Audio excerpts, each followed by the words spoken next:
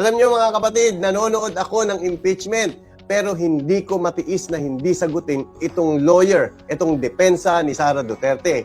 Medyo pasmado ang bunganga. Hindi ko alam kung bobo o nagtatanga-tangahan lang.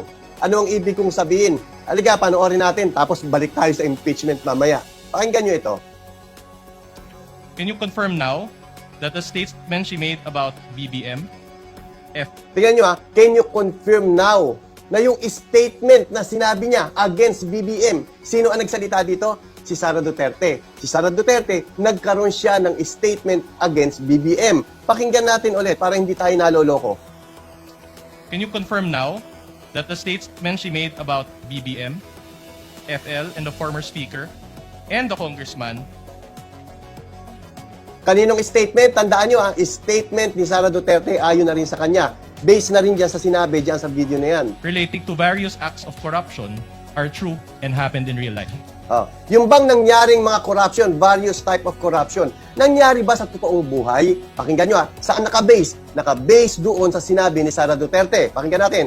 As to the existence of that utterances, yes, sir. To the existence of the utterances. Ano yun?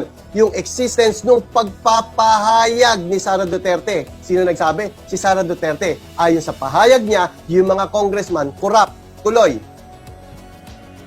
Alright, so you just admitted that the congressmen are all corrupt. As to the So, you just admitted. So, inadmit daw niya nung witness na corrupt yung mga congressman. Hindi niya inadmit.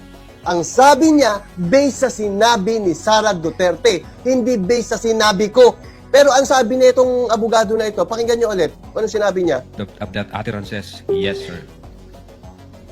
Alright, so you just admitted that the congressmen are all corrupt. As to the Okay, existence thank you of for that utterances, correction. yes, sir. That is a foul side remark. She said she... The I was counsel Foul side remarks.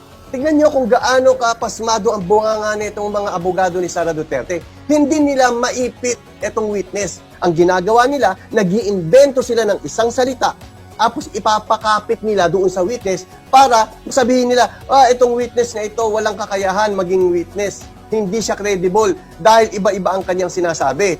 No, yan ay trap na ginagawa ninyo na akala nyo mapapaikot nyo yung witness na yan. Kung kami nga nanonood, hindi nyo napapaikot eh. Saka nandyan naman si Atty. Ligukan para sawatain ang mga katarantaduhan nyo. Ayun lang, balik tayo sa impeachment.